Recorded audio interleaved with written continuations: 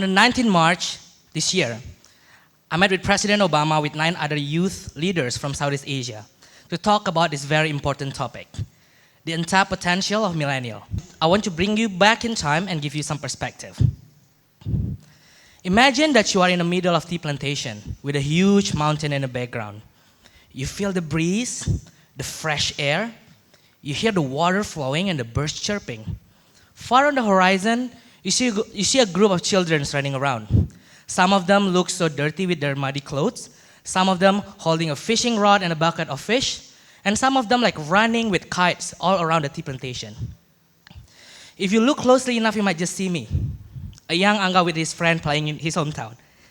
I was born and raised in Kayu Aro, a small farming village in the foothill of Kerinci Mountain in the western part of Sumatra. Like many other places in Indonesia, this place was home to farmers and migrant communities. People are moving here because of the farming opportunities. My parents, they were teachers. As an educator, they were very keen for me to receive a good education.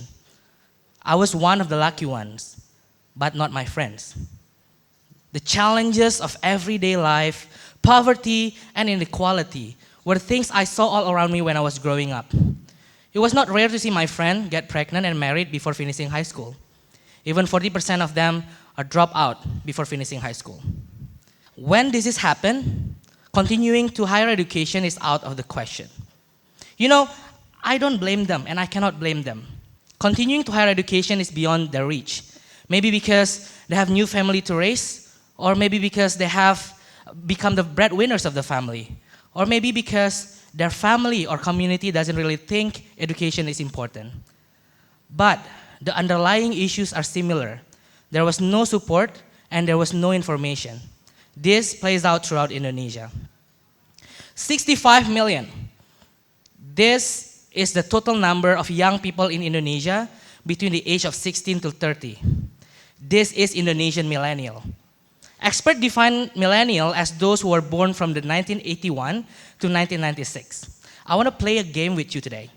Who are here are baby boomers? Raise your hand. Don't be shy. Don't be shy. All right, a lot of millennials. Okay, actually millennials, according to experts, are the children of baby boomers. 65 million, this is a huge number. To give you more perspective, the total population of young people in Indonesia are actually almost the same number with total population of United Kingdoms, and actually 12 times larger than the total population of Singapore. What does it mean? Just imagine what Singapore has done with 5 million people. Empowering young people or millennials is actually the true keys to unlock economic opportunity and development, only if they have space to participate, opportunity to develop their skills, and investment made for their future. Unfortunately, 19% of Indonesian young people are unemployed. This is a huge number compared with other G20 countries such as Australia with 12.5% or Mexico with 7.3%. Indonesia, also one of the countries with the highest child brides around the world. Around 1 in every 9 girls in Indonesia are actually married before the age of 18. This is a huge problem. And one of the example, and this problem actually, if we can combat child marriage, that means we can reach the potential of young people in Indonesia. Let's go back to the experience of my friend in Kayu Aro. If they got an opportunity to learn about reproductive health, or their friends know and family knows about the importance of staying in school, this will change their future. When we move from policy discourse to public opinion about millennials, the results are also similar. Instead of talking about their potential, people are talking about millennials in a more negative way, ranging from the importance of virginity tests in school to fights, or in Indonesian we call it tawuran, among schools. It's mainly negative. The references in the entertainment industry also the same. From Hollywood to Nollywood, from Bollywood to K-pop, often portrays millennial as a selfie takers, always holding their phone. They don't know what to do with their future. Very narcissistic generation. This is harmful in 3 ways. By having a portrait of millennial as an unproductive generation will further limit their opportunity to participate fully. Second, Young people are an extremely diverse generation. They are leaders, innovators, entrepreneurs, you name it. But some of them also living with HIV. They are street children. They are refugees and displaced. They are youth with diverse sexual orientation, among others. So by having one single ideal portrait of millennial, we'll further create a policy that will discriminate and don't add people who don't fit the stereotypes. Third, phone is not a bad thing. I use my phone for all range of activities, from making a call, browsing to the internet. I also sometimes use my phone to read Quran. But I also use my phone to work together with different young people around Indonesia and start social campaign and reach thousands of them. I'm struck with the possibility and also the fact that not all young people in Indonesia can access the same medium to communicate to others. Around 25% young people here in the country still have no access to internet. Even in 2017, 6.2% of households in mostly rural Indonesia are still live in the dark without access to electricity. I was lucky because my dad bought me a computer back home in 2000.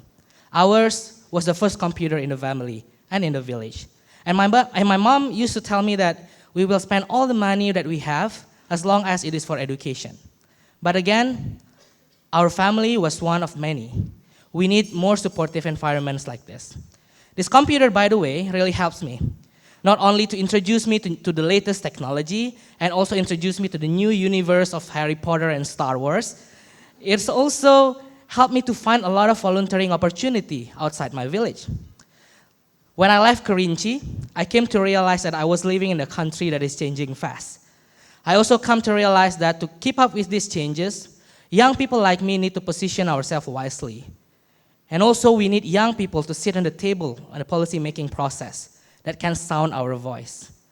I took up these challenges by moving to Jakarta, the capital, expanding my role as an active volunteer to get a full-time job and continue my education to my dream schools. I started working on these issues of youth development because of that.